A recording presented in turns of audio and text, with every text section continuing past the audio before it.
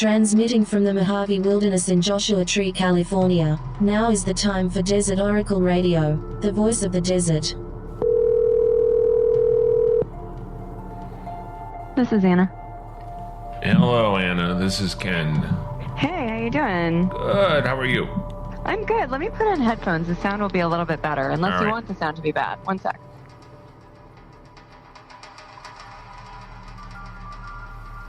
Okay, how's that? Let's see. I think that's going to be good. Okay, great. You have your book there? Yeah, I have a PDF of it, which is easy to search. Okay. Will you read like a paragraph so I can get a level on you? Sure. According to Good, the non-terrestrial beings started showing up at trainings early on. Most of us had weird memories or dreams, Good says, prior dreams of pirate ships coming to pick the children up and taking them away to a strange place. It turns out we were being introduced before the program to non-terrestrials. In the VR simulations, Good says, they would see gray aliens sitting quietly at a table. How's that? That's good. Can you do one more? Yeah, totally. There were also hybrid children present at Carswell, he adds, meaning part human, part alien. At night, he would be taken to meet with cells, as he puts it, of 90 to 120 other children to continue their training in dark, closed indoor malls. He's been to outer space. Yeah, he's been to outer space. How is it out there? I think he would tell you that he was so busy fighting the hostile aliens that he didn't have much time to appreciate the majesty of space. Yeah, the natural beauty is... Right. It's like any job. You kind of get sucked into what you're doing. You don't have time to take a look around. All right, so we have established that whatever pronunciation I found for your name, that I think was some host introducing a panel, was wrong. Yeah, it's Merlan. It's not Merlan. No, it's Merlan. Merlan, I feel like Merlan is a much actually more straightforward pronunciation because it's, the wizard, but I think people don't want to believe my name is Merlan because it's just ridiculous. We are, and I'll do an intro. That's... Okay. We have Anna Merlan on the line, and is it Conspiracy of Lies? Is that correct? It's called Republic of Lies. Republic of Lies. Jesus Christ. And now something is literally... Was that your phone that beeped? Oh, yeah, sorry. That was my computer. Let me turn the audio all the way down on my computer. There we go. Now we're fine. Okay, sorry about that. That's fine. I thought it was mine. I was about to throw another piece of equipment across the room. We're doing great. We're real well over here. We have Anna Merlan on the line to talk about her just published new book, Republic of Lies. Anna, welcome to Desert Oracle Radio. Thank you for having me. Now, we have a long list of things to possibly cover here. So before we jump into those, can you tell us like the little 30-second, 90-second summary of your book? Yeah. The book is broadly just kind of a survey of conspiratorial ideas in America and trying to understand how we got to a place where somebody who promotes so many conspiracy theories could be the president. It's also kind of a sympathetic read of conspiracy theories. It talks about why they are important to people and also why a country with so many actual conspiracies tends to be host to a lot of conspiracy theorists as well. And some of the conspiracies and the cultures around them that... Something just started beeping. What the hell? I think it must be in the line. There's nothing... I don't see anything showing up. That's really weird. Let's see.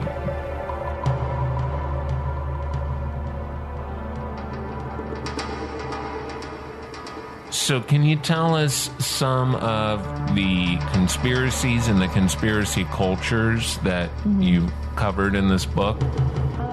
So I hung out with some anti-vaccine folks. I I attended a trial of a couple I know who are redemption theorists, which is a branch of sovereign citizenry. I went to a MUFON conference, which is the Mutual UFO Network, which I think we'll probably talk more about. I went to a white supremacist rally and talked about sort of like white racist conspiracy theories, but not in as much depth as I could. I went to a New Age expo called Conscious Life and talked a little bit about the sort of overlap of New Age and conspiratorial thinking. So yeah, it was a real long 2 years doing this. Now, I've only ever seen you in person at random parties when you've been working on this book. We keep running into each other at these really strange parties that neither of us are supposed to be at. I crashed a party that you were invited to that I didn't realize was a party. And then we both ended up at a weird party that I was not invited to, but I assume you were. So actually, the theme here is that I keep crashing parties that you are legitimately attending. I think so. But you were at the LA Times Books Festival, weren't you? I was. And this party, I thought, was an LA Times Books Festival party, but somehow... It wasn't. Oh, it wasn't? Good Lord. All right. Do you just show up where they tell you without sometimes. I know that it was for Alta Journal because they had featured Desert Oracle in 2 issues in a row. So I guess so my prize was I got invited to the party, I guess. And when I saw you at this Joshua Tree party across the street from my office, I think you were coming back from a UFO convention in Nevada, in the suburbs of Las Vegas. Was that the MUFON convention? Yeah, that was MUFON. It was MUFON 2017, and it was in Summerlin, Nevada. And that was actually a very sort of dramatic MUFON convention. So I feel lucky that I got to attend that specific one. It was full of intrigue and controversy and factionalism, which I enjoyed a great deal. Most of our listeners will know about MUFON, but it started off as the Midwest UFO Network, I believe in the 1950s or 60s. Mm-hmm. It's a strange organization because it used to be all about taking reports from people and investigating the more interesting UFO experiences that people had claimed to have. And you were there when all this stuff was going on. So give us a little rundown of what happened there and the kind of people who were there. So I was there the year that the theme of MUFON was the search for the secret space program, or revealing the secret space program, which is a really controversial idea and featured a bunch of speakers who basically claimed to be whistleblowers, like shining light on all these sort of secret government activities having to do with going to space. And it was kind of so MUFON likes to present itself obviously as like a scientific organization, and for a long time they were focused on, as you said, taking reports of UFO sightings, and also at their conferences featuring talks from people who were talking a lot about spacecraft themselves. They focused on the work of people like Bob Lazar, who were trying to reverse engineer. Bob Lazar obviously claims that he worked at a subsection of Area 51, trying to reverse engineer a spacecraft. So MUFON, at this 2017 convention, kind of moved away from all of that and started featuring the accounts of guys like Corey Goode, who is a person who claims to have been enlisted in a secret space program, fighting, hostile aliens for 20 years out in space, and that at the end of his military service, the government performed an age regression on him, and he woke up in his bed as a child again. He has a pretty sort of healthy presence on the sort of New Age lecture circuit, and he now, in the past few years, has also said that he has like ongoing contacts with an inner Earth civilization called the Anshar. Mm-hmm. And that he essentially, I think his claim now is that he also sits on like a galactic council, and that he's part of like the conduit between, these advanced alien civilizations and humanity, essentially. Did he continue growing after they turned him back into a child, or is he still a child? No, he looks like a normal guy. So he's aged since then? He's aged plenty. Why is MUFON involved in this? MUFON is supposed to be involved in investigating the phenomena of anomalous aerial vehicles. Why are they bringing him around? I mean, I would hate to be cynical, but I'm about to be, which is that the MUFON Pentagon higher-ups that I talked to at the conference acknowledged that this was a controversial step for the organization and that some people had quit, who were involved in the organization or renounced their membership and said, this isn't what I signed up for. But also, it brought in a lot of new blood. It was probably pretty good for ticket sales. So I would say that they're kind of going in the direction that the UFO subculture is going, which is that there is much more of a focus on individual claims and people making claims that are really a lot more colorful. One of the people that I saw speak was Andrew Basiago, who claims to have gone to Mars with a young Barack Obama via a space elevator created by the CIA. Yes. And just to make it better, he also says that at that point, Barack Obama's name was Barry Soetoro, which is a birther conspiracy theory. The claim that Barack Obama's real name is Barry Soetoro, that's directly where that comes from. One thing that I thought about a lot is that in every sort of conspiracy subculture, at some point people show up claiming to be whistleblowers. It is a way to make yourselves indispensable to this discussion and have people invite you onto their TV shows. There are a lot that are even weirder than this. One I think of all the time is this guy Mike Warnicki, who's an American evangelist. Jesse Walker writes about him in his book, United States of Paranoia. But Mike Warnicki, for a while, started claiming that he was a former warlock. He had been part of satanic cult warlock situation, and that he was coming out of the satanic subculture to tell evangelical audiences about it. The one thing that I would say about Corey Good, for instance, is that the claims that he's making are super wild, all the inner earth civilizations. He also claims that there's a lot of pedophilia and sex cult stuff among NASA employees, which I don't find, as you do. But a lot of what he has to say is very sort of broadly new age. Most of the aliens just want us to live better lives and evolve to a higher state of being and be good to one another. So in the scope of people that I heard talking, he gave me less cause for concern.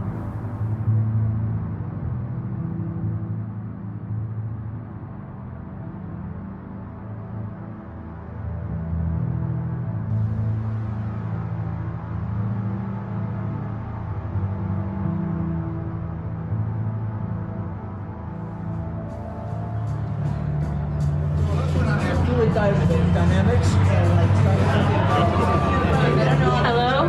Hey, everybody. Welcome to our support group for eccentric adults. Those of us curious about the mysteries of our planet, which is planet Earth, please surrender your alien implants and all stark objects at the door, and tip your bartender well. That is Executive Director Stephanie, how do you say your Hungarian last name? Tisza. This is called the UFO Social Club. The idea was that in a place like this, a lot of people are going to have an interest in unusual subjects. Hang on. Yeah, here we go. How you doing, Cal? I'm good. We're opening up the UFO Social Club, blowfood.org inaugural meeting. This is Jeremy Corbell, the director of Patient 17. Ken Lane, the voice of the desert. You're in good hands wherever you are. I wish I was with you right now, but I hope you're having a drink for me. Hey, I'm having a drink for you. Are you with Bob Lazar right now? I saw a picture of you with Bob Lazar on George Knapp's Twitter yesterday. I'm currently not. We were at that time talking with Joe Rogan. It's pretty amazing, but there is breaking news right now. Oh, you got breaking UFO news? All right, these people want to hear it. I want to hear it. Go ahead.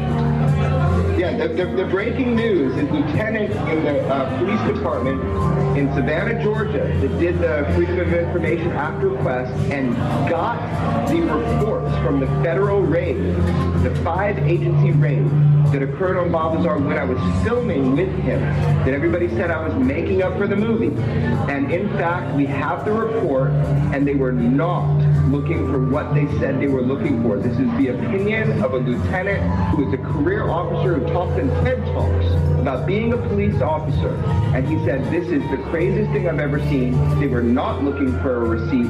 They were looking for a material, which just backs up and verifies what it is that we suspect about Bob Lazar. All right. So they went to get alien stuff from Bob Lazar? Is that what you're saying? What I'm saying is we don't know, but we do know it's a highly irregular raid on Bob's life during the filming of my show, of my movie. And for the first time now, we have absolute proof of the raid, which people actually questioned. They questioned if I made it up for the film. Now we have absolute proof of the federal raid. He said this is highly unusual, and they were not looking for a receipt. They were obviously looking for material. And so, people can make what they want of that, but we're one step closer to the truth.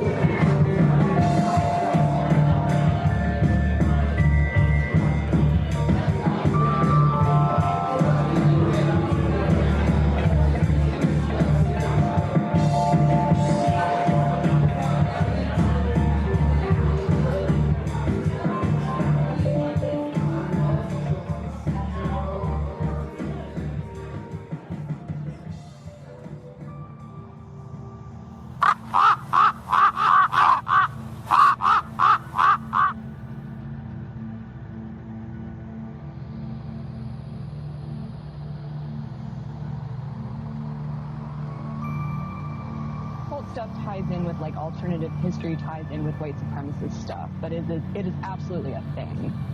Just to take Hollow Earth as an example, the idea of a Hollow Earth grew out of 19th century occult beliefs, and after World War II became the supposed site of Nazi scientists working on secret spacecrafts, right? And there's truth to that, right? Because the Nazis did have a rocket program that was close to leaving Earth.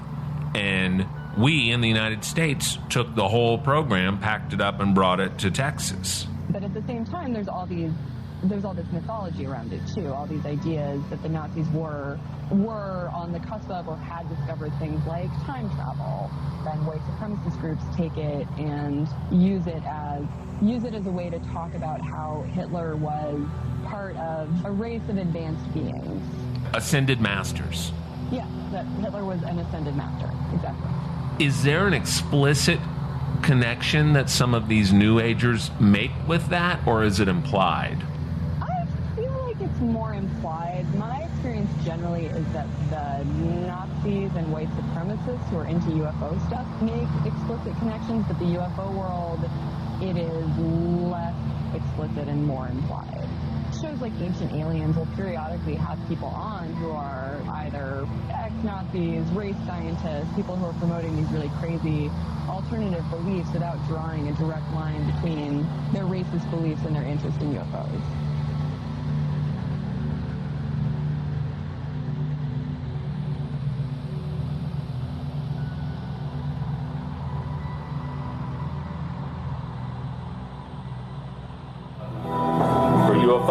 We don't have 10 hours, so we've all seen odd things in the sky.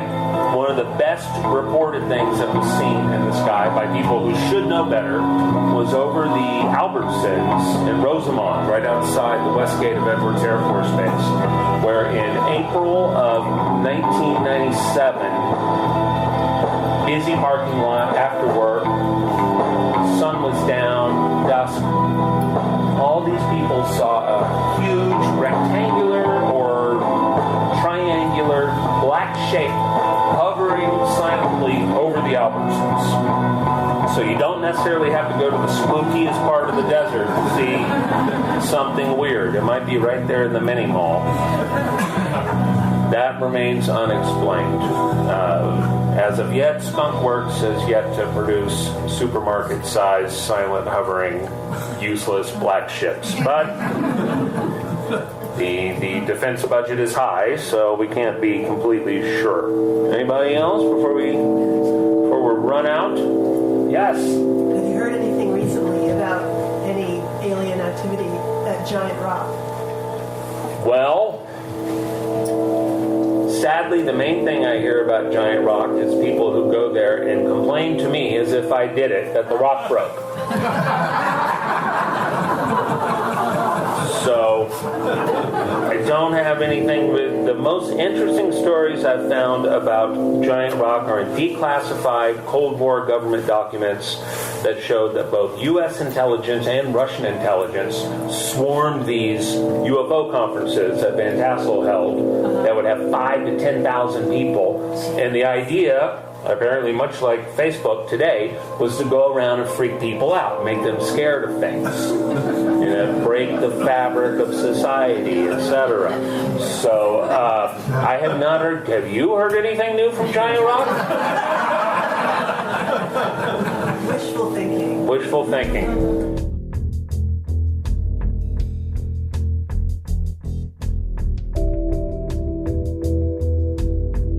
We have been talking about conspiracy tonight. The conspiracies that are sometimes true,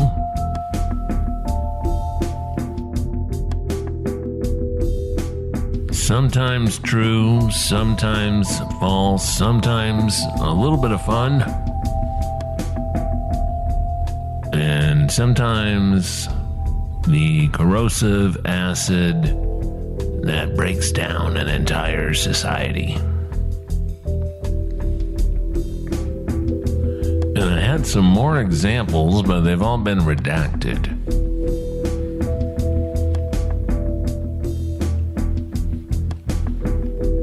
But the sort of corrosive insanity that leads to stuff like the Nazis and Columbine and Pizzagate.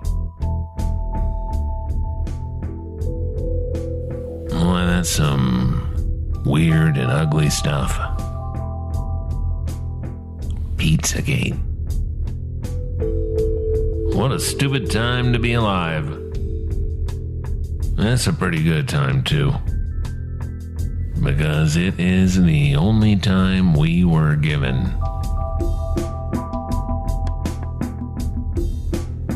The book we were talking about tonight is Republic of Lies by Anna Merlan. It's got a great cover, too. It's one of those covers that just jumps out at you. Like when you were a kid and you were kind of idling around the little bookstore in the mall or wherever. And something like Naked Lunch pops out at you, and oh boy. Or Communion.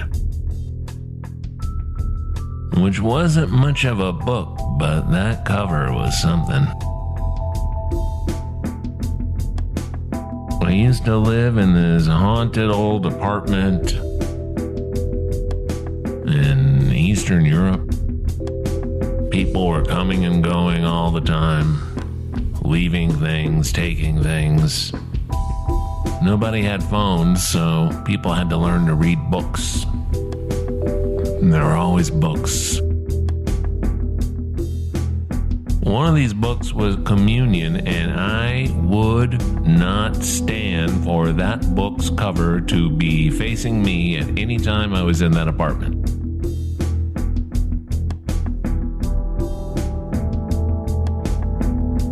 And then I'd leave, and then somebody would flip it over, and I'd come back late at night, and there it was, looking at me. An insect alien with those terrible eyes. Staring right into my soul. Anyway, the book is called Republic of Lies.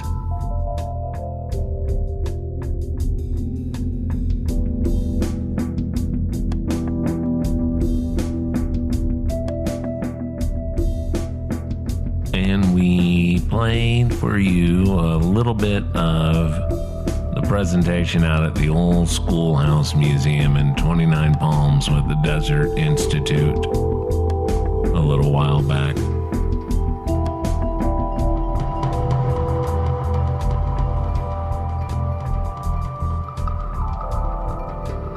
It is nighttime and we have been in the desert together. Just you and me. You and me and them.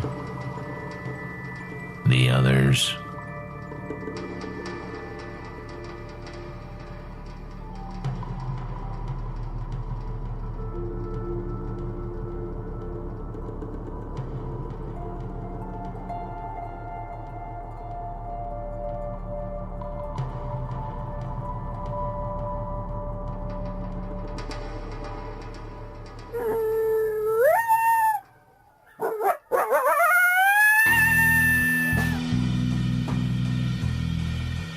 Saturday night, April 27.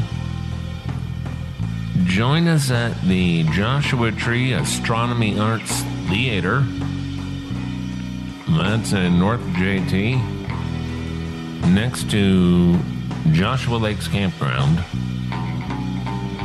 And I will be there with our own RedBlueBlackSilver, who makes most of the soundscapes you hear on this program. And the director, Jeremy Corbell, will be there with a screening of his increasingly weird documentary about Bob Lazar, Area 51, and flying saucers. Increasingly weird because it's causing a lot of trouble. It's making people nervous. It starts at 6 p.m. to 10 p.m. on Saturday, April 27. You can get advance tickets at RedBlueBlackSilver.com or get tickets at the door, though it might be standing room only at that point. But we've got plenty of room for you. It looks like the lair of a villain from Spectre. And to our very patient subscribers, you should be seeing the new Desert Oracle Field Guide in your mailboxes in the next week or so. Finally. I know. You can find out more about what we're doing at desertoracle.com or send us something nice by the U.S. mail. We're at P.O. Box 1735 in Joshua Tree. And that's it for Desert Oracle Radio tonight. I am your host, Ken Lane, from Amboy to Zizix and across the Great Mojave Wilderness and everywhere on the planet, thanks to the mundane miracle of podcasts and earbuds. Earbuds. Buddies for your ears, I suppose. Don't listen too loud. Take care of your hearing. You'll be glad you did, or you'll remember that you did not.